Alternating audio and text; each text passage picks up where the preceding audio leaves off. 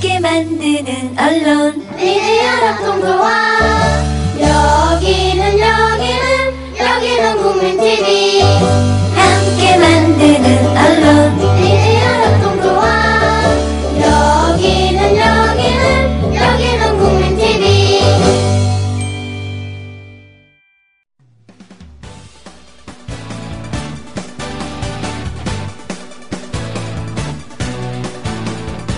미디어 협동조합 서영석 이사장의 서영석 타임스.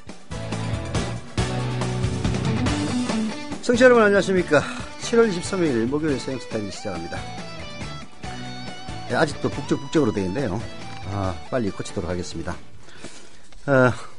청취하시는 분들 주변에 서영석 타임즈 재개됐으니까 많이 들으시라고 좀 선전해 주시기를 부탁드리겠습니다. 저도 뭐 바빠가지고 제 개인 SNS에서도 아직 제대로 소개를 못하고 있는데요. 청취자 여러분들이 대신해 주시기를 부탁을 드리겠습니다. 자, 오피셜 미팅 시간입니다. 김효진 PD. 네, 안녕하세요. 김효진입니다. 자, 금융위원회하고 금융감독원, 기획재정부, 한국은행 공동으로요, 어제 이른바 가계부채 종합관리 방안이라는 걸 내놨습니다. 담보 위주로 이루어지는 금융기관의 대출심사 관행, 요거를 상환 능력 중심으로 바꾸고요. 분할 상환 대출 비율, 요거 늘리도록 하겠다는 것 등이 뼈대입니다. 발표한 대로 시행이 되면 가계부채 문제를 푸는데 어느 정도, 도움을 줄 것으로 일단 기대가 된다는, 그런 분석이 높긴 합니다. 그런데 과연 이게 근본적인 해결책이 되겠느냐?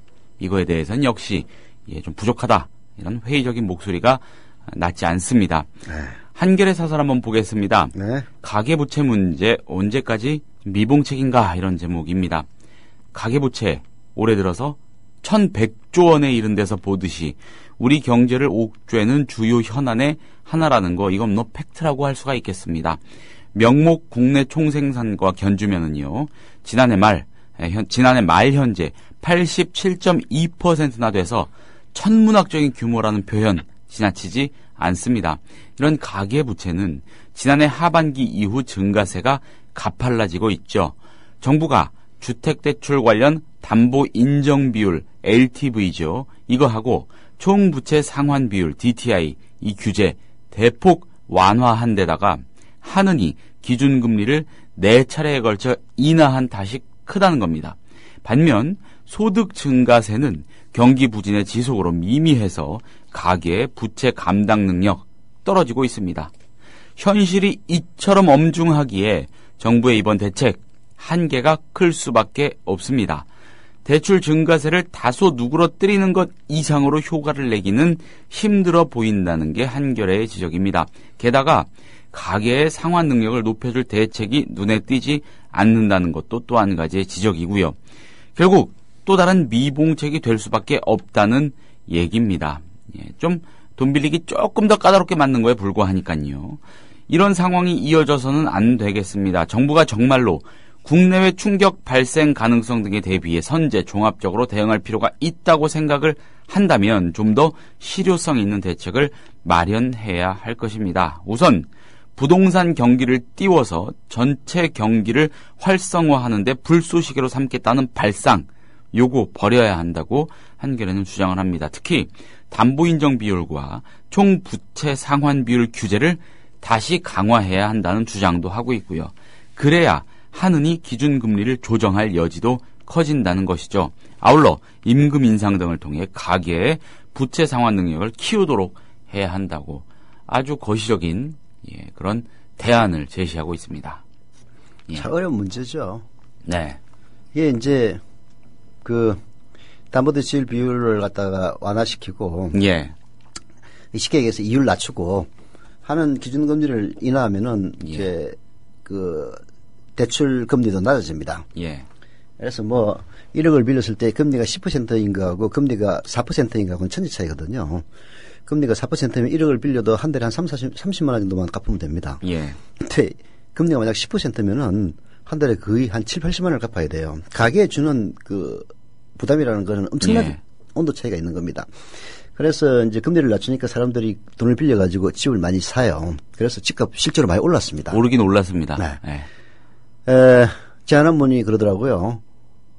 작년에 제가 사는 곳이 기름동이니까 기름동 근처에 사는 지인이 그러더라고요. 자기 집 팔려고 내놨는데 4억 5천밖에 안 준다고 그러는데 지금 5억 4천 받을 수가 있다고요. 이게 이제 올랐는데 그러면은 사람들은 다 즐거워해요. 왜? 집값 올랐으니까. 아니 팔아먹을 것도 아닌데 집값 오르면 좋아한다니까. 참 보면 사람들 어리석기 짝이 없습니다. 집이 두 채 있으면은 좋아해도 좋지만은 집이 한 채 있으면은 오르는 안 내리나 큰 차이 없어요. 다만 그 차이는 어디에서 발생하느냐? 돈을 빌려서 집을 샀을 때 발생합니다. 자기 돈으로 사면은 어차피 오른다고 해서 그 집 팔고 이게 오르면 다 같이 오르거든요. 30평형대 오르면 40평형대도 오릅니다. 옛날에는 더 많이 올랐어요. 요즘은 40평형대가 인기가 없어가지고 더 적게 오르기도 한다고 그러더라고.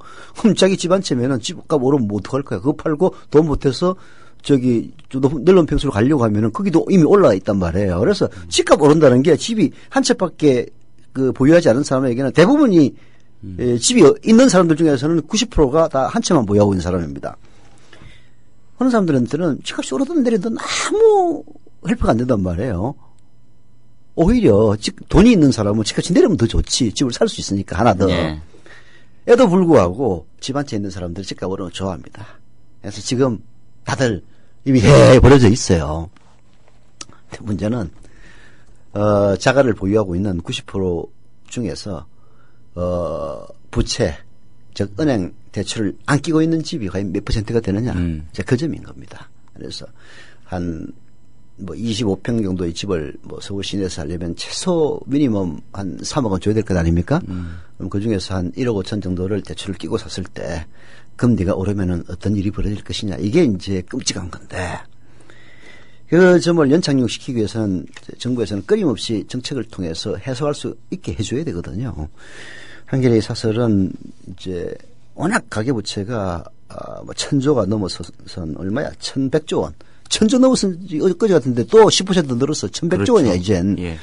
내니까 그 해결책이라고 지금 내놓는데 이것이 되겠느냐? 뭐 그런 얘기죠. 당국은 그간 꾸준하게 주장을 이렇게 해왔죠. 네.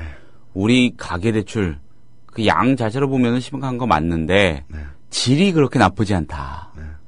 상환 능력 상당 부분 담보가 돼 있기 때문에 당장 엄청난 충격을 가져오고 이럴 일은 없을 것이다라고 말을 했고 꾸준히 정말 일관되게 돈 많이 빌려서 집 사게 하는 정책을 써왔는데 어떻게 보면 그런 기조를 전면까지는 아니라도 어쨌든 방향을 확실히 틀었다는 점에서 의미 있는 것 같아요. 그렇죠? 이게 말하자면 가계부채 금액이 너무 커져서 그런 거야. 예. 이게 이제 우리가 1,100원, 1,000원에서 1,100원 올랐다면 아무것도 아닌 것처럼 보이지만은 이게 조 단위로 가면요. 예를 들어서 개인이 투자를 하고 할 때는 30% 이득을 얻었다 하더라도 개인이 1억 투자해서 30% 이득을 얻으면 3천만 원입니다. 물론 그것도 작은 돈은 아니지만은 어마어마해 보이지 않습니까? 그러나 국민연금 같은 데서 투자를 해가지고 이득을 올릴 때는요, 1%, 2% 갖고 따집니다. 왜냐하면 액수가 크기 때문이거든요. 1조 원에 10조 원에 1%하고 1,000만 원에 100%하고 비교가 안 되잖아요. 퍼센티지로는 100배나 차이 나는데 금액적으로는 비교가 안 되는 거거든. 불과 10% 상승이라고 얘기할 수 있을지는 모르겠지만 부채 금액이 100조가 더 늘어났다는 거는 이건 정말 정부 정책으로서는 대책을 강구하지 않을 수 없는 그런 상황에 도래한 거죠. 네. 참 걱정입니다. 이제 걱정을 하면은 오히려 그런 일은 안 일어난다는 또 객언도 있어요. 걱정을 안 했을 때 뭔가 터지는 거지. 봐요. 1997년 IMF는 김영삼 그 돌대가리가 아무 문제 없습니다. 그렇게 해가지고 터진 거란 말이에요. 2008년 리만 브라더스 사태는 물론 이제 그때 또 간신히 넘기긴 했습니다만은 이런 문제가 터지니까 또 IMF 온다 해가지고 난리 부르스를 쳐가지고 대책 마련하고 하지 않았습니까? 그래서 타격은 받았지만은 또 무사히 넘어갔거든요. 마찬가지로 가계부채 문제도 이렇게 떠들썩한 하는 오히려 큰 위기나 비극은 안 올 수도 있는데 박근혜 정권, 이명박근혜 정권의 한계죠. 결국은 집값 부양을 통해서 부동산 경기 부양을 통해서 경제 발전을 이끌겠다는 그 사고방식이 가장 위험하기 때문에 끊임없이 경고하고 또 경고하는 거죠. 제가 기조를 전면적으로 틀었다고는 할 수 없다는 개인 의견을 말씀드렸는데 그랬던 이유는 이 LTV, DTI 이 규제를 되돌리는 방안은 이번에 나오지 않았거든요.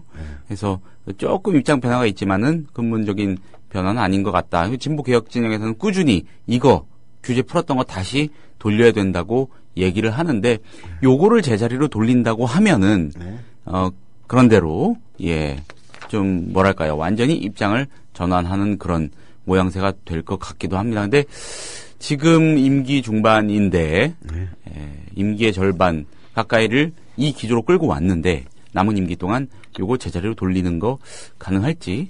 그럴 리가 있나요? 결국은 정권 바뀌고 나서 바뀔 겁니다. 뭐 예를 들어서 이제 박근혜 정권의 후계자를 또 선택하면은 이 기존을 계속 가겠죠. 그렇게 해서 언젠가는 한 빵 터져서 망하겠죠. 저는 이제 그 위기가 박근혜 임기 말에는 반드시 오리라고 봅니다. 임기 말에 가계부채에 따른 위기요. 그렇죠. 예. 아무래도 미국의 금리 인상하고 맞물릴 수도 있겠죠. 예. 물론 이제 이런 건 있어요. 미국 금리 인상하면 망한다. 이런 얘기 하도 많이 하지 않았습니까? 예. 이제 그것이 안 망하게 만드는 그 압력으로 작용을 합니다. 그게 뭐 공무원들이라고 해서 기먹고 사는 사람들도 아니고 위에서 시키니까 하긴 하지만은 그 국민 세금으로 월급 받아 먹는 인간들인데 나름대로 대책은 세우고 있어요. 그래서 가급적이면 정책 기조도 그쪽으로 가려고 물론 이제 박근혜가 시키니까 하는 신용을 하지만은 뒤돌아서서는 야 이러면 안 되는데 그러면 이걸 완화시킬 수 있는 다른 방안이 없을까 끊임없이 머리를 굴리고 있을 겁니다. 그래서 위기를 위기라고 하는 순간 위기는 위기가 아니다는 얘기는 있어요. 이제에도 불구하고 이 정권의 정책이 워낙 무지막지하고 또 박근혜 대통령의 위력이 그야말로 논리를 초월하다 보니까 걱정이 되는 거죠. 아니, 뭐, 까라면 까! 이제 이러면은 실제로 까지 않습니까? 야, 참, 대단한 정권이에요. 어떻게 2015년 대명천지에 박정희 씨의 권위주의적인 통치가 실제로 통하고 있는 건지, 우리 국민들이 정말 수준이 그거밖에 안 되는 건지 요즘 회의가 될 때가 많습니다. 뭐 어쨌든 우리 당국 입장에서는 나름대로 이 역동작을 걸어가면서까지 조금 전환을 하긴 했는데 좀 더 나름 노력하겠지만 좀 더 기민하게 대응을 해주길 뭐 바랄 뿐이죠 뭐. 자, 다음 토픽으로 넘어가시죠. 다음 토픽으로 가보겠습니다. 선거구 조정 이거 재획정 해야 되는데 만만치 않은 일이죠 사실. 선거구 조정 등을 논의하기 위해서 지난주에 출범을 했죠. 국회 정치개혁특별위원회 정개특위 이게 줄임말로 하면 더 익숙하실 겁니다. 이게 여야 간 이견으로 아주 시작부터 파열음을 내고 있습니다. 어제 여야의 정개특위 위원 20명을 대상으로 실시한 설문조사 결과가 알려졌는데 의원 정수에 관해서 여야 간 의견이 특히 첨예하게 갈리는 것 같습니다. 새누리당 의원들은 의원 정수 요건 현행대로 300명으로 묶고요. 지역구 의원을 늘리는 만큼 비례대표 수를 줄여야 된다. 이런 방안에 지지한답니다. 반면에 야당은 대체적으로 의원 정수를 늘려서라도 비례대표를 늘리자는 쪽입니다. 방점을 양쪽에 찍은 지점을 보니까 정면 충돌이죠. 이게 왜 그런지 근본적인 아세요? 차원에서. 왜 그런지 아세요? 이게 전략 때문입니다. 사실은. 이런 거죠. 우리 정치 구조가 인구는 영남이 많고 근데 새정치민주연합 입장에서는 영남 쪽에 사표가 많습니다. 쉽게 얘기해서 부산, 경남 같은 경우에는 요즘 야당 지지도가 40%, 45% 정도 나오거든요. 근데 소선구가 되다 보니까 45% 아무 소용없어. 그렇잖아요. 그러면은 결국은 승자 독식이니까. 승자 독식이니까. 새누리당은 45%, 49%까지 줘도 상관이 없다고 영남에서 51%만 먹으면은 일단 국회의원은 100% 자기들이 차지하니까. 근데 호남에서는 또 달라요. 이게 사표가 적습니다. 호남에서는 새누리당을 지지하는 사람들의 숫자가 뭐 잘 나와봤자 한 20% 정도밖에 안 돼요. 보통 맹주들은 막 8, 90% 득표해가지고 막 당선되고 이러니까. 맥시멈은 한 20%, 25% 정도밖에 안 된다고요. 즉 사표가 이게 호남에서 새누리당은 별로 없습니다. 이게 비례대표를 늘리면 사표가 구제되거든요. 그렇잖아요. 그렇죠. 비례대표를 늘리면은 새정치민주연합이 유리하고 지역구를 늘리면은 새누리당이 유리합니다. 그래서 이제 이런 대립이 생기는 건데 그러면은 자 모든 게 이래요. 뭐 비유가 좀 그럴지는 모르겠는데 우리 미래협동조합에서도 뭐 노조 주장 어쩌고 회사 주장 서로 첨예하게 다르지 않습니까? 그래서 따지고 보면은 다 자기 나름들 쪽에서 이유가 있는 주장을 펼치는 거예요. 그게 허무맹랑한 주장을 펼치지는 않습니다. 새정치민주연합이나 새누리당도 마찬가지예요. 방금 얘기했습니다만 그런 정략이 개재되어 있긴 합니다만은 아이고 기왕이면 만드는 거 자기 유리한 쪽으로 만들고 싶어야지 남 유리한 쪽으로 만들고 그게 또라이 아닙니까? 인지상정이거든요. 그럴 때 판단 기준은 뭐냐? 무엇이 정의에 부합되느냐? 이게 가장 큰 판단 기준이라고 저는 봐요. 그래서 뭐 이제 제가 이사장 입장에서 미래협동조합의 최근 이런 분란에 대해서 얘기하고 싶지는 않고요. 네. 그거는 여러분들이 알아서 판단하시고 자, 비례대표에 대해서는 정의가 무엇이냐? 비례대표에 대해서는 정의가 비례대표를 늘리는 게 맞습니다. 늘리는 게 맞아요. 그게 정의긴 하지만 물론 새정치민주연합에 좀 유리하긴 해요. 그러나 비례대표를 늘리는 것이 결국은 표의 사표를 방지한다는 게 굉장히 중요한 거거든요. 예. 소선거구제를 없애야 된다고 하는 이유가 사표 방지 때문에 그런 거예요. 생각을 해보십시오. 100명이 사는 동네에서 49명이 다른 의견을 갖고 있는데 51명이 그 반대되는 의견을 갖고 있다 해서 100% 독식을 한다면 49명의 심정이 어떻겠습니까? 이건 말하자면은, 불안 요인이 되는 거거든요. 해소를 해줘야 돼요. 어떤 정치 선진국에서도 사표 방지를 위해서 노력을 합니다. 뭐 물론 그게 승자 독식 구조라는 게 미국은 거의 모든 투표가 그런 원리죠. 근데 거기는 좀 다를 수가 있는 게 뭐 지역 구도라는 것도 그렇고 주요 정책에 대한 찬반도 보면은 거의 중요한 것들은 대부분 팽팽하죠. 첨예하죠.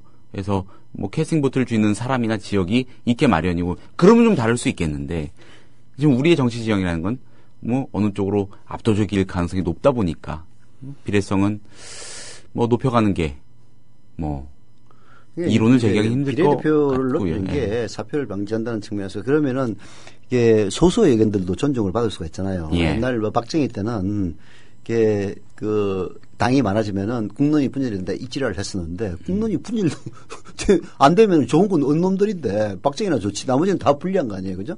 그래서 국론이 분열된다는 식의 논리는 말이 안 되는 거고 결국은 국민의 다양한 의견을 수렴할 수 있는 방안은 비례대표를 늘리는 것이 정의에 부합하는 거죠. 그것이 서로 새누리에게 조금 손해를 주고 그리고 새정치민주연합에 조금 이익을 준다 치더라도 큰 차이는 안 나요. 또 뭐 예를 들어서 비례대표를 300명을 의원 정수로 하되 비례대표를 한 250명 뽑고 뭐 지역구를 한 50명 뽑는다. 그러면 또 모르지만은 뭐 끽해야 조금 더 늘리는 걸로 끝날 것 아닙니까?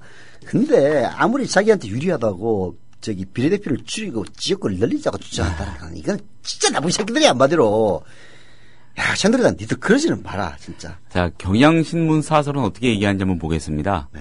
뭐 비슷합니다. 의원 정수 늘리고 비례대표제 확대해야 이런 제목이고요.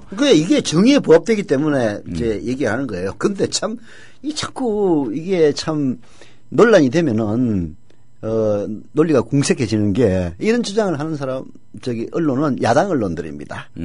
한겨레 신문이나 경향신문은 이런 주장을 하고. 그리고 네. 여당 지지하는 언론들은 말을 안 해요. 왜냐하면 말을 하면 논리가 궁색하거든. 왜냐하면 내가 얘기했던 정의에 부합하지 않기 때문에. 외면. 그거 외면하는 거야. 애써 눈 감는 아무튼 자 지역구의 인구 편차를 3대 1에서 2대 1 이내로 줄이라는 헌재 결정 비례성을 확보하는 결정이었죠. 바람직한 결정이었죠. 요거에 따르려면 이 결정에 따르려면 인구가 적은 농촌의 지역구가 통폐합되고 도시 선거구 늘어날 수밖에 없습니다. 여기에 농촌 지역에 대한 배려 등을 생각하면 현재 지역구 246석을 크게 줄이기는 어렵습니다. 그렇다면 비례대표의 수와 그에 따라 의원 정수 조정해야 한다는 겁니다. 이에 대해 여당 의원들은 직능별 전문가들이 지역구 의원으로 충분히 들어왔다며 비례대표를 줄여도 된다는 입장입니다. 비례성, 원내 비례성 지금도 충분히 확보가 돼 있다는 게 새누리당 주장이고요. 표면적인 주장이겠죠. 네. 아니, 직능대표 때문에 그것만 가지고 비례대표를 도입했나? 미친놈들이지. 자, 하지만 비례대표 확대를 주장하기는커녕 대폭 축소를 주장하는 것은 정치개혁의 정당성을 부정하는 것은 물론 현실도 외면하는 처사라고 경향신문은 지적을 합니다. 한국 정치 발전을 위해 비례대표 확대는 필수입니다. 다양한 색깔의 정당들이 저마다의 정책으로 유권자의 선택을 돕고 정당 간 정책 경쟁을 유도하려면 비례대표제를 강화해야 한다는 것입니다. 30%가 넘는 정치 혐오, 무관심층을 선거의 장으로 끌어내기 위해서도 필요하다는 얘기고요. 이 두 개의 큰 지역당이 정치를 독점하는 단점, 요것도 보완할 수 있을 거라는 전망이죠. 그런 점에서 지역구대 비례대표 의원 수를 2대1로 하자는 중앙선관위의 정치관계법 개정 의견, 합리적이라고 경향은 지지하는 의사를 표합니다. 국민 정서를 고려해서 정수를 늘리지 말아야 한다는 여당의 주장은 문제의 핵심을 잘못 짚은 것이란 얘기죠. 정치 불신에 근거한 퇴행적 방안이 아니라 정치 불신을 극복할 대안을 내놓는 것이 정치권의 책무겠습니다. 정치 비용이 추가로 드는 게 문제라면 세비를 국회의원 300명일 때 수준으로 동결하는 방안도 있지 않겠습니까? 예. 그렇죠. 아니, 이게 결국은 언론들도 정파성을 이제 벗어나지 못하고 있는 게 큰 문제인데, 예, 조중동 특히 이제 종편 같은 경우에는 정도가 좀 심해요. 정도가 심하니까 좀 그 영감탱이들 중에서 이제 편향된 사람들에게 인기가 있고 그래서 뭐 저기 시청률이 올라간다 뭐 그래서 그런지는 잘 모르겠는데 언론으로서의 말하자면 최소한의 염치와 도리를 지키지 못하고 있는 듯한 그런 느낌이 들어요. 그래서 이런 부분에 대해서는 진짜 신문처럼 아예 외면을 하던가. 근데 종편 같은 경우에는 외면을 하는 게 아니라 거꾸로 얘기를 해요. 거꾸로. 그런 들어보면 말이 안 나옵니다. 말이 안 나와. 근데 종편 얘기를 갑자기 하셔서 드는 생각인데 그 종편에서 종일 틀어놓는 그 평론 프로그램들이 있지 않습니까? 네. 근데 참 어떻게 들으실지 모르겠지만 가만히 보고 있으면 재밌어. 약간 말려드는 게 있어요. 그렇죠. 그 느끼세요, 이사장님도? 아니 물론이지. 아니 왜냐면은 기본적으로 보십시오. 우리나라 사람들 저녁에 만나가지고 술자리에 가면 무슨 얘기합니까? 정치. 특히 나이 든 사람들일수록 뭔 얘기를 안 하고 보라고요. 순 정치 얘기합니다. 박근혜가 어떻고 뭐 문재인이 캐 뭐 이렇게 쫙 나가는 게 보편적인 거예요. 그만큼 정치 얘기라는 거는 그 얘기하고 듣기에 굉장히 흥미진진한 프로그램이에요. 젊은 사람들이 연애쇼 좋아하는 거하고 거의 비슷한 원리입니다. 정치 토크쇼를 하면은 젊은 애들은 안 봐요. 바쁜데 그거 낮에 그거 어떻게 보겠습니까? 나이든 자영업자들, 영감탱이들 앉아가지고 이제 보는 건데 재밌어요. 이제 그런 거죠. B급. 이 뭔 이상한 소리가 나냐? 예. 그냥 진행하시죠. 예. 죄송합니다. B급 정치 프로그램에 대한 수요라는 것은 어디나 존재를 합니다. 이게 우리가 미국의 이제 라디오 프로그램 청취자 많다고 그러잖아요. 실제로 많습니다. 몇백만 명씩 듣는 프로 많거든요. 그 어떤 프로그램인지 아십니까? 전부 공화당 지지하는 꼴통 개그맨들 프로그램입니다. 거기서 리무진 좌파 클린턴 자식 말이야 뭐 르윈스키하고 뭐 이런 얘기예요. 그게 오히려 그런 식의 B급 정치 토크 프로그램은 보수에서 시작된 거예요. 그게 이제 대한민국에서는 말하자면 종편의 토크쇼로 변질이 됐고 그게 사실은 이제 먹혀 들어가고 있는 거죠. 종편 입장에서는 이런 거는 있어요. 돈이 적게 들어. 토크쇼가. 출연자들한테 출연자가 좀 되잖아. 다른 거 필요 없잖아요. 그렇죠. 뉴스 하나 하려면 우리도 지금 뺑이 치고 있습니다만은 기자 카메라 온갖 인간들 고용해가지고 겨우 1시간 하는 게 고작이란 말이에요. 그렇잖아요. 근데 토크쇼라는 거는 진행자 1명, 서브 진행자 1명, 그 다음에 패널 1명 내지 2명, 많으면 3명, 그 다음에 진행하는 PD, FT 이런 식으로 한 서너 명, 10명 미만을 인력가지고 2시간, 3시간 할 수 있단 말이에요. 가격 대비 성능이 좋은 거지. 또 패널들이 또 대략 할 말들 갖고 오고. 예. 그렇죠.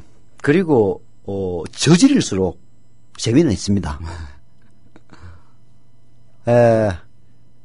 사실 이제 팟캐스트가 인기가 있는 것도 그런 측면이 좀 있어요. 이게 이제 그 저질이라는 게 꼭 나쁘게 욕을 할 수만은 없는 그런 대목인데, 일반적으로 어떤 프로그램이든지 방송통신심의위원회의 심의를 받습니다. 인터넷 방송을 제외하고는요. 인터넷 방송은 방송으로 취급 안 해요. 방통심의위원회에서. 그러니까 우리가 얘기하는 것은 뭐 여러분들이 마치 전파로 듣는 것처럼 그렇게 느낄 수 있습니다만 이게 전파가 아니에요. 인터넷 데이터를 통해서 가는 거라고. 전파로 가는 건 전부 방송통신심의위원회 심의를 듣기 때문에 이 B급으로 가기가 상당히 어려워요.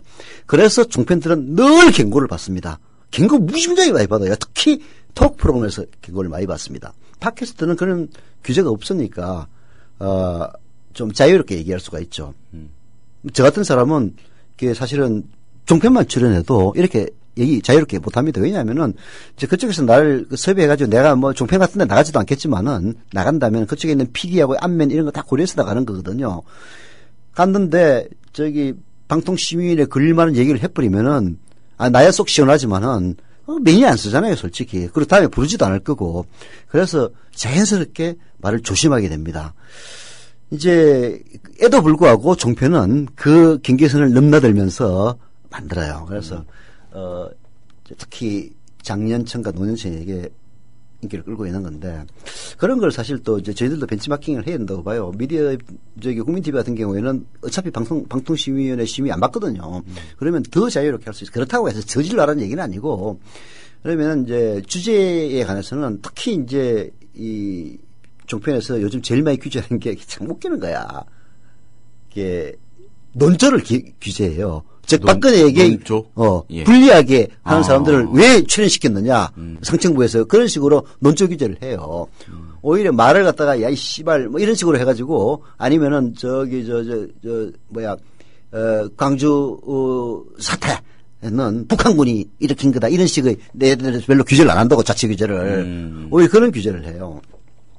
근데 이제 우리는 그런 식의 저지를 할 필요는 없지만은 결국은 미래협동조합의 조합원들도 정치에 많은 관심을 갖고 있는 그런 층이라고 봐야 되거든요. 그렇다면은 그런 점을 좀 한 번쯤은 벤치마킹해야 될 필요가 있지 않느냐. 그런 요구도 많이 있고 사실 뭐 이번 조직 개편도 그런 쪽에서 이제 진행되고 있다고 알고 있습니다. 자 다음 토픽으로 넘어가기 전에 잠시 전한 말씀 듣고요. 다음 토픽으로 좀 넘어가 보겠습니다. 그래요.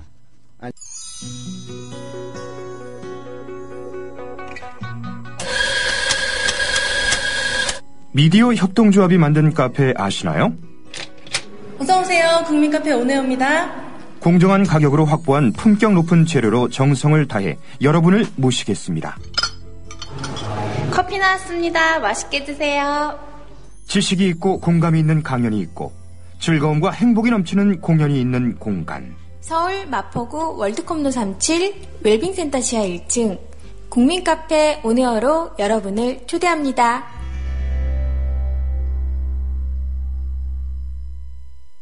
예, 다음 토픽으로 넘어가기 전에 조합비 1구자 정자신 DMZ 캠프님의 홍보 소개해드리겠습니다. 이적 시인 성함이 이적님입니다. 이적 시인의 식민의 노래 북콘서트가 오늘 7시 반 종로가 기독교회관 조예홀에서 개최된다고 합니다.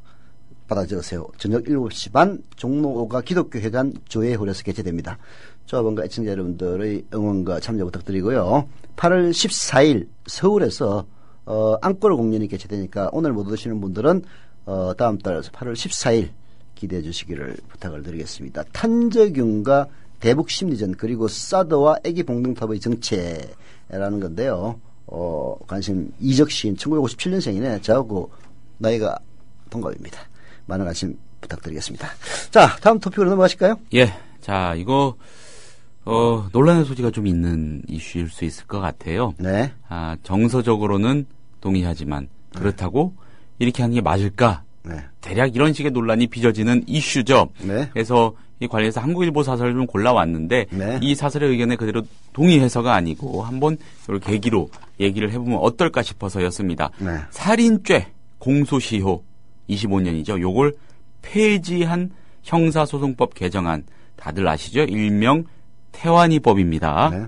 엊그제 국회 법제사법위원회 법안심사 1소위를 통과했습니다. 네. 법 개정안이 만약 원안대로 법사위와 국회 본회의를 통과하면 범죄의 고의성이 인정돼 사형까지 선고할 수 있는 살인죄, 요걸 저지른 범죄자는 공소시효와 무관하게 처벌 가능해집니다. 네.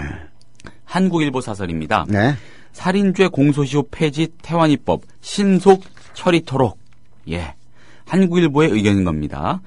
자, 강력 범죄가 갈수록 흉포화, 지능화하는 상황에서 반인륜 범죄라 할 살인죄를 영구 처벌할 수 있는 길이 열린다는 것은 다행한 일이지만 만시지탄의 감이 크다. 이런 주장입니다. 범죄 피해자 가족들의 고통을 외면한 채 법 개정 논의를 신속히 진척시키지 않은 국회의 무관심과 무책임 탓이라는 것이죠. 결국 이번 법 개정의 결정적 계기가 된 김태환 군 사건 등 수많은 강력 미제 사건의 공소시효가 완성됨으로써 범인 검거 및 처벌의 기회가 완전히 사라져 버렸다는 겁니다. 국회가 더 적극적이었다면 김태환 군 사건 등 수많은 강력 미제 사건의 공소시효, 요건 완성되지 않을 수 있었습니다. 살인죄 공소시효 폐지를 위한 형소법 개정안은 사실 3년 전인 2012년 9월 국회에 이미 제출이 됐습니다. 하지만 논의는 맴돌았죠. 네. 정부는 물론 사법부조차 법 개정을 적극 지지하는데도 법사위에 포진한 율사 출신 여야 의원들이 딴죽을 걸었기 때문입니다. 딴죽을 건 게 아니고 비판적으로 바라봤던 것이라고 할 수 있겠죠. 그 사람들 입장에선 한국일보는 이걸 딴죽을 걸었다고 표현했습니다. 네. 의원들은 이 살인 등 반인륜적 범죄의 공소시효를 폐지한 국제사회의 흐름조차 무시한 채 이른바 법적 안정성, 법적 안정성을 법 안정성이라는 게 뭘 얘기하는 거지? 함부로 이리저리 바꾸면 안 된다는 이 초등학교 때부터 사회 시간 같은 때 많이 배워온 그 가치 가운데 하나죠. 이 법적 안정성 등을 거론하면서 논의를 미루는 등 성의 없는 자세로 일관했다는 겁니다. 네. 이 법안을 다룬 법사위 소속 속기록을 보면은요. 네. 율사 출신 여야 의원들은 이번에도 법적 안정성 침해를 이유로 살인죄 공소시효 폐지를 반대했답니다. 이 몇몇 사건에 대한 여론과 국민 법 감정 때문에 법 체계가 수시로 바뀌어선 안 된다는 것이죠. 틀린 이야기는 아닙니다. 그러나 여론과 국민 법 감정이 항상 틀린 것만은 아니라는 점을 간과한 거 아니냐. 한국일보 이렇게 주장합니다. 법 안정성 어쩌고 저쩌고 하는 얘기는 참 웃기는 얘기죠. 내가 봐도 말 안 되는 얘기예요. 아마 그럴 겁니다. 율사 출신 여야 의원이라고 그러는데 틀림없이 나이 처먹은 인간탱이 될 거예요. 그게 사람이 나이가 먹으면은 바뀌는 걸 싫어합니다. 아니 우리만 유독 이렇게 하자는 것도 아니고 국제사회에서도 살인죄 공소시효를 폐지함으로 인해서 일어날 수 있는 사회적 그 마이너스가 도대체 뭐죠? 아니 제가 어느 편이라는 건 아니고 굳이 아주 정치 사회적으로 굳이 그렇게 한번 얘기를 해보자면은 일각에서는 좀 너무 경찰 국가화되는 예를 들어서 이렇게 그런 좀 우려를 표할 수도 있진 않을까요? 아니 제가 제 입장이 그렇다는 건 아니고. 글쎄. 그렇죠? 아니 경찰 국가화하는 거는 오히려 국정원 법을 개정해가지고 감청을 허가하는 게 더 경찰 국가가 하는 거죠. 물론 그건 그렇죠. 그게 살인죄의 공소시효가 25년으로 정해놨다는 것은 좀 웃기는 얘기예요, 한마디로. 그건 그야말로 편의적인 처사였을 겁니다. 왜냐하면은 살인이 일어났는데 25년 동안이나 해결이 안 된다면은 이거는 더 이상 다룰 가치가 없다. 그런 취지에서 만들어놨을 거예요. 그렇잖아요. 또 한 가지는 어떤 행정력의 불필요한 소비 한계가 있으니까. 근데 그런 것들은 쉽게 얘기해서 공소시효를 폐지한다고 해서 예를 들어서 공소시효를 폐지하면은 그러면 행정력을 더 낭비가 되고 공소시효를 만들어 놓으면은 그러면 절약이 됩니까? 전혀 그렇지 않거든요. 25년이라는 거는 이제 행정기관에서 그 정도까지만 했으면 됐지 뭘 더 바래 라는 상징적으로 걸어놓은 것이 불과합니다. 근데 그런 건 아무 의미가 없는 거예요. 만약에 25년이나 250년이 지나도 범인이 드러나면 처벌을 해야지. 그렇잖아요. 그런 차원에서는 전혀 문제가 없는 건데 아까 얘기했다시피 나이 들면은 저도 사실 이제 연간 반년에 접어들긴 했습니다만은 바뀌는 게 싫어요, 한마디로. 근본적인 변화에 대한 두려움이 있습니다. 이제 그런 것들이 참 그래서 우리나라가 걱정이 많이 돼요. 왜냐하면 노년 인구가 날이 갈수록 늘어나는 거거든. 영감탱이들 숫자, 할망구들 숫자가 점점 늘어나는 거예요. 아니 이제 뭐 이런 얘기를 젊은 놈이 하면은 노인 폄하다 그러겠지만 내가 영감탱이야. 그래서 내가 참 걱정되는 거야. 솔직히 얘기해서. 그 율사 출신 인사들이 이런 얘기를 주로 한다는 것은 어떻게 보면은 좀 엘리트주의적인 네. 그런 성향에 기반한 측면이 분명히 있겠죠. 뭐 엘리트주의 그 자체가 무조건 뭐 절대 악은 아니겠습니다만은 그러니까 그 법 전문가들한테 법에 대한 얘기를 들을 때 뭐 우리 같은 보통 사람들 비전문가들이 이런 얘기 많이 듣잖아요.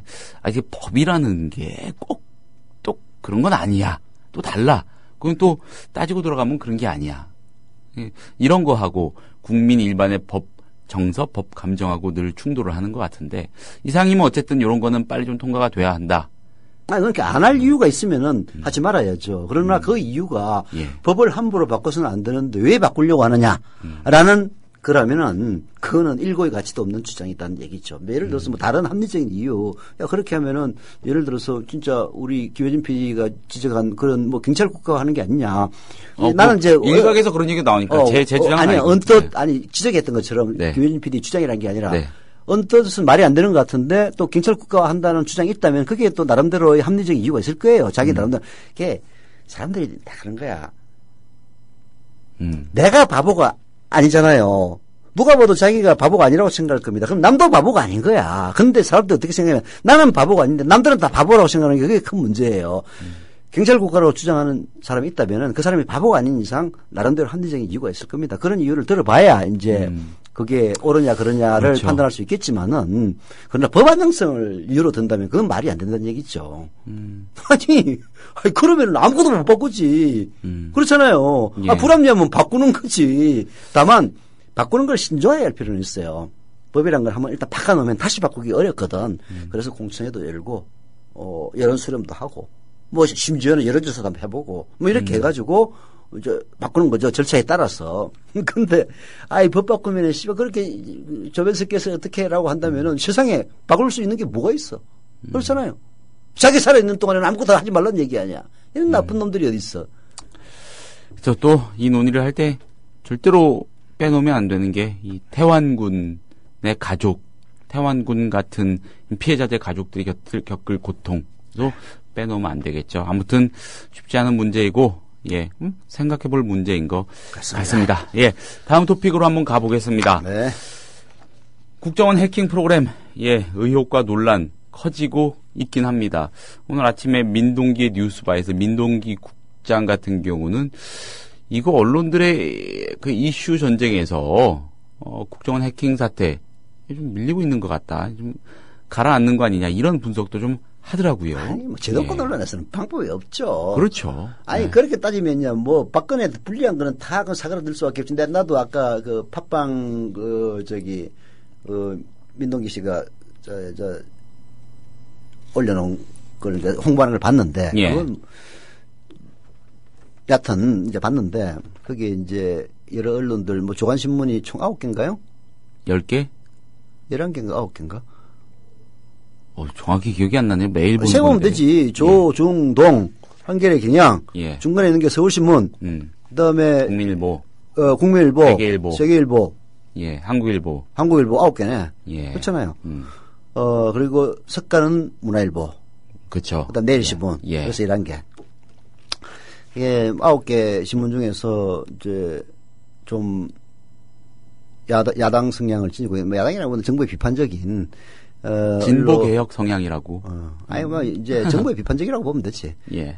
정부의 비판적인 한겨레 경향을 제외하고는 왔다 갔다 하는 언론들 중에서 끈질기게 다루는 수 있는 만한 언론은 한국일보 정도예요. 그다음에 경향 한겨레 빼고 보자면. 네, 한국일보. 근데 또 여기도 뭐 그렇게 끈질기게 붙지는 않더라고. 옛날에 참 한국일보 법조팀 셌는데 요즘 왜 그렇게 됐는지 모르겠어. 하긴 한국일보 전통의 강자였죠. 법조. 예. 그래서 전통의 이런 거 강자, 나오면은 법조. 뭐 온갖 특종을 다 하고 그랬는데 요즘은 영 많이 빛이 바른 것 같아. 그다음에 이제 세계일보나 국민일보는 뭐 거의 조중동하고 비슷한. 세계일보가 이제 과거 정년회 때 예. 특종을 하긴 했습니다만은 또 이제 근본적으로 종교재단이라는 특성 때문에 권력에 취약하죠. 자기들이 깨끗하면 안 취약한데 그런 게 좀 있어요. 그러다 보면은 사실은 어떤 이슈든지 박근혜에게 불리한 이슈는 가라앉을 수밖에 없는 거죠. 그래서 그런 식의 그 숫자를 가지고 이제 한다면은 모든 게 다 그렇게 될 수밖에 없다. 그런 생각이 언뜻 들었는데, 그러나 또 현실적으로 그렇다는 사실 자체를 또 부인할 수는 없죠. 그렇죠. 그리고 좀 이슈 또 보도의 경쟁도 좀 붙고 그래야지 새로운 의혹도 좀 나오고 그러는데 매일 주장하는 곳만 대문짝만하게 주장을 하면 사실 힘은 빠질 수밖에 없는 것도. 지금이 참 애매한 시기여서 그래요. 이제 국정원 사건 이번에 보면은 미심 찍은 게 한두 개가 아니거든. 예. 그렇잖아요. 그렇죠. 그 뭐 마티즈 빨간색 저기 CCTV 그만 봐도 이건 도대체 이게 자살을 한 건지 자살을 당한 건지 예. 진짜 의심이 가요. 이거는 객관적인 의심이 갑니다. 국정원 거기에 대해서 이런 방구 답 제대로 못 하고 있어요. 자, 이쯤 되면은 이게 문제가 커져야 정상인데 안 커져요. 안 커지는 이유는 어디에 있겠습니까? 박근혜 권력이 아직 살아있기 때문에 내부 고발이 안 나오기 때문에 그런 거예요. 내부 고발이. 그 감청 장비, 도청 장비에 동원한다고 했을 때 나는 내부 감찰력이 더 크다고 생각했습니다. 내부라면 국정원 조직 내부. 그렇죠. 예. 국정원 조직에 있는 어떤 놈이 야당 인사를 만나가지고 쓸데없는 얘기하고 다니지 않나. 사실은 국정원 내부 정보가 외부로 유출되려면은 국정원 직원들 빼놓고는 알 수가 없는 조직 아니에요. 하긴 그렇죠. 그렇잖아요. 내부를 잘 단속하면은 무슨 네. 짓을 하든지 밖으로 드러날 리가 없는 거야. 예. 난 그래서 오히려 그거 보고 아이고 외부도 외부지만은 자기 내부 단속하기 위해서 저렇게 했던 거 아닌가 하는 그런 생각마저 들더라고요. 그런 상황이니까 내부 고발이 안 나옵니다. 사실 지난 대선 말에 저기 국정원 불락지들이 뭐 댓글 활동하고 하는 게 적발이 됐던 것도 예. 내부 고발 때문이에요. 내부 고발 때문입니다. 내부 고발이 있어야 이제 이게 문제가 커지는 거거든요. 근데 이제 우리 박근혜 대통령이 다른 건 뭐 완전 개판 5분전인데 하나는 딱 잘해요. 쉽게 얘기해서 급조가지고 조직을 딱 장악하는 능력은 탁월합니다. 단돌이? 그렇죠. 뭐 일본말로 이제 하면 안 되는데 하여튼 예. 그 공포에 의한 예. 조직 통치술은 아주 능수능란해요. 아주 초장부터 최동욱 효과라고 그러는데 최동욱 검찰총장을 작살낸 게 아마 공무원들이 제일 무서웠을 겁니다. 야 이거 씨발 잘못 걸리면은 내 바람평까지 다 들통 나가지고 완전히 사람 개망신 주고 하는구나. 불불불 떠는 거예요. 예. 아주 치를 말리는구나 이 생각하고 있을 거야. 그러니까 무서워서 말을 못 하는 거야. 그래서 내부 고발이 안 나오면은 야당이 도대체 뭐 수사권이 있습니까? 뭐가 있습니까? 다 제보받아 가지고 하는 거거든요. 내부 고발했다가 근데 너무 힘들어지는 사례를 자꾸 우리 사회가 보는 것 또한 그런 거에 그런 분위기에 영향을 좀 주고 장진수 전 주무관님 같은 내부 고발자들을 우대를 해야 됩니다. 그래야 사회가 맑아져요. 그래서 그런 걸 지도적으로 보장해야 됩니다. 왜냐하면은 정권이 바뀐다 하더라도 내부 고발하면 기분 나쁘거든. 지고 있는 새끼는 항상 내부 고발 싫어하는 거야. 그래서 내부 고발자를 보호하는 것은 법으로 해줘야 돼요. 그래야만이 안심하고 내부 고발을 하는 거지. 먹고 사는 걱정 안 할 수 있도록 또. 그렇죠. 예.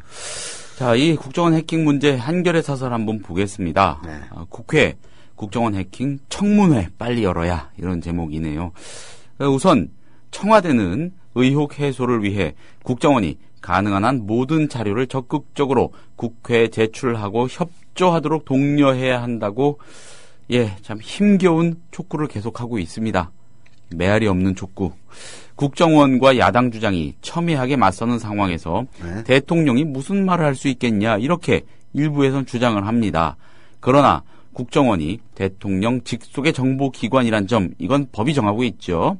또한 휴대폰 해킹에 관한 국민 관심이 매우 높다는 점을 고려하면 대통령은 최소한 국정원이 진실 규명을 위한 노력에 적극 협조해야 한다는 점을 분명히 하는 게 옳다는 겁니다.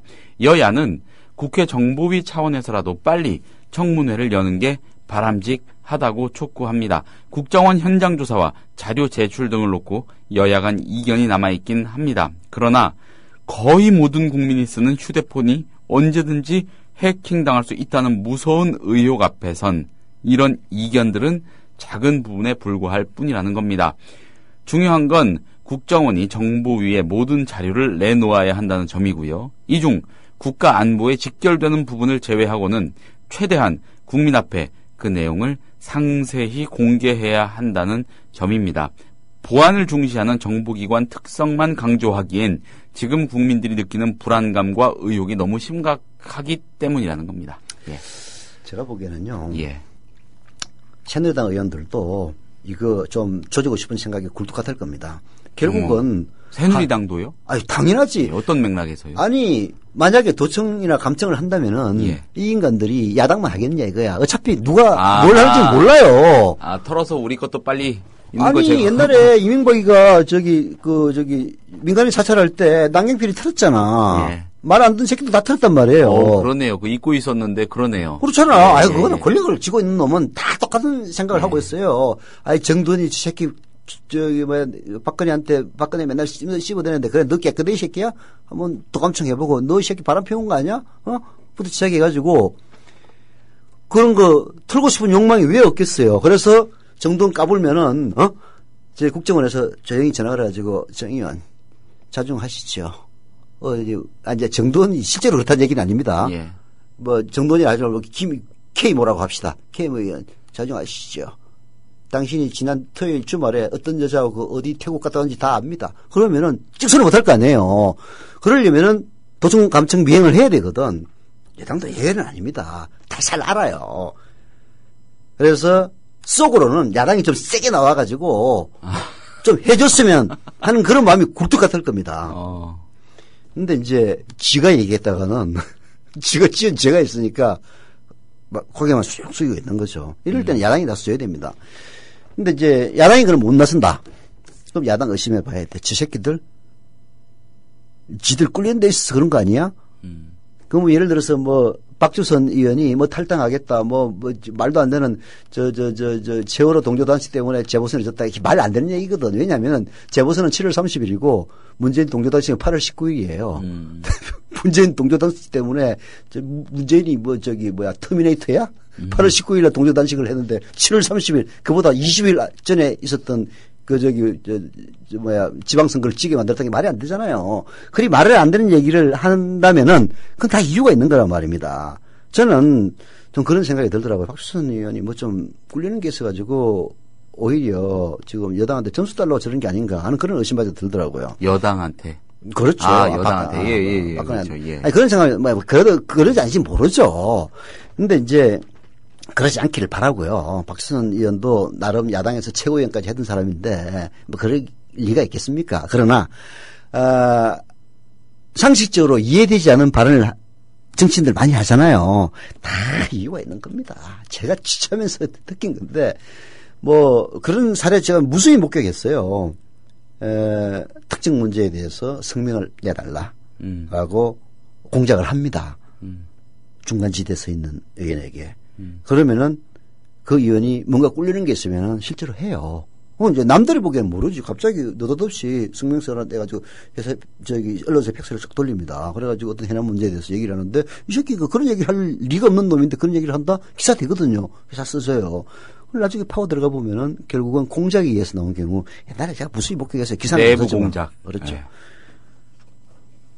그래서 그런 의심이 있기 때문에 이게 정치인들은 늘 은행에 신중을 기해야 됩니다. 그래서 박주선 의원의 그런 은행들을 보고 참 안타깝더라고요. 이런 은행에서 생길 수 있는 억측들이 박주선 의원에게 절대 유리한 게 아니거든요. 모두 박주선 의원 얘기 잠깐 하시면 아무튼 간에 쉽게 정리를 해보자면 여야 가릴 것 없이 다 이거는 찜찜한 거지. 예, 찜찜하고 불안하고 그렇죠. 막 들이대기도 그렇고 가만히 있기도 그렇고. 저 국회 불러내가지고 이제 일단 조지면은 그게 참 또 심리가 묘해요. 조지잖아요. 그다음에 함부로 못합니다. 그래서 국회의원이 무서운 거예요. 불러가지고 공개적으로 망신을 주니까. 순 나쁜 놈들이지. 그러나 당하는 사람의 입장에서는 아이고 명절 때 야 저 갈비짜기를 하나 갖다 줘라 이런 얘기가 절로 나오는 거야. 그게 우는 아이에게 떠갈아준다는 얘기가 정치권에서 쳐다보면 다 맞아요. 그래서 떠들어대는 겁니다. 근데 그런 사람이 한두 명이 아니라 300명이잖아. 그렇잖아요. 그래서 지들이 떠들기 시작하면 싸우고 옆에서 보면 참 두 눈 뜨고 못 볼 목불인견의 상황이 벌어지는 게 밑에를 까보면 다 그런 이유가 있는 거죠. 네, 조금 더 또 다른 맥락의 상식적으로 생각을 해보자면은 새누리당은 어떻게든 요거 이 상자를 판도라의 상자를 그냥 닫아두고 싶을 것 같긴 해요. 그건 뭐 자연스러운 생각인 것 같기도 하고 이거 이제 자기들 불리하게 그런 거지. 뭐 청문회가 됐든 전면적인 자료 공개 갈 수 있을 거라고 보십니까? 한겨레 신문이 사설을 쓰는데 그렇게 되겠어? 조선일보가 쓰면 몰라도? 한겨레 신문이 사설을 쓰면 그 반대로 하지. 어제 그제 보니까는 새누리당 의원들 뭐 여기저기 뭐 라디오 인터뷰부터 해가지고 뭐 안철수 의원한테 뭐 그냥 십자포화를 퍼붓더라고요. 범죄 행위다, 뭐 자료다 달라는 거는. 그 사람들 다 의심해 봐야 돼. 난 그렇게 생각합니다. 예. 난 누군지는 모르겠는데, 갑자기 안 해도 될 말을 하는 인간들이 있다면은 오다 받았거나 찔리는 인간들이야. 오다를 내리기도 합니다. 아무도 얘기를 안 하거든? 그러면은 이제 그 청와대에서 정무수석 통해가지고, 야, 좀 얘기 좀 해라. 오다가 내려와요. 옛날 그 김영삼, 김동인 정권 때 내가 봤거든. 막 인상 막 부리면서 얘기하기 싫은데 왜냐하면 그런 얘기 하면 표 떨어지거든. 그렇게 하고 자기가 말을 할 만한 언론사에 선제적으로 좀 인터뷰 잡아달라고 먼저 섭외를 하기도 하죠. 뭐 그런 근데 이 문제에 대해서는 아마 내가 보기에는 어쩔 수 없이 다 했을 겁니다. 이거는 뭐 상식적으로 봐가지고 물론 이제 종편이나 영감탱이들 중에서 이런 얘기하는 인간들 있어요. 뭐 국가에서 간첩 잡으려면 도청도 할 수 있는 거지 라고 얘기하는 사람들 있긴 있어요. 근데 그 사람들은 소수에 불과합니다. 목소리는 클지 모르지만은 대부분의 경우는 어떻게 그렇게 할 수가 있어 라고 생각한단 말이에요. 그런데 소수의 영감탱이들에게 맞는 얘기를 해야 되니까 표는 걔들이 두 표 갖고 있는 게 아니잖아. 얘기하기 싫은 거지. 왜 내가 총대를 매야 돼? 그래서 순번을 매가지고 야 지난번에는 이거 네가 했으니까 이거 네가 해라. 실제로 내부적으로 그런 순위 싸움도 납니다. 나 이거 얘기하기 싫다. 나 이거 그러면은 이제 그런 것 가지고 나중에 이제 인사고과도 매겨요. 장관으로 징벌할 때 이 새끼 저런 말 안 들은 새끼 아웃 그런 거야. 아무튼 안철수 의원이 나름 뭔가 한다고 하는 것 같은데 퍼포먼스가 굉장히 뾰족한 것 같진 않습니다. 아직까지는 성과가 없죠. 그게 이제 기술로 극복하기에는 한계가 있는데 그러나 제가 경험한 바로는 전문가와 비전문가의 차이가 굉장히 커요. 그래서 안철수 의원이 전문가라는 점을 감안하면은 이게 다른 진짜 뭣도 모르는 인간들이 하는 것보다는 성과가 있지 않을까 뭐 그런 기대는 합니다만은 아까 얘기했다시피 내부 고발이나 제보가 없이는 이 큼큼한 국정원의 속을 다 알기 어렵죠. 네. 자, 알겠습니다. 오늘 서영수타임스 여기까지만 하고 줄여야겠습니다. 내일 오전에 다시 인사드리겠습니다. 고맙습니다. 국민라디오 팟캐스트 응원하는 가장 쉬운 방법 아시나요? 다운로드하기, 별점 주기, 댓글 달기, 구독하기. 국민라디오 팟캐스트 널리 알리는 가장 쉬운 방법. 다운로드하기, 별점 주기, 댓글 달기, 구독하기. 기억하세요. 다운로드하기, 별점 주기, 댓글 달기, 구독하기.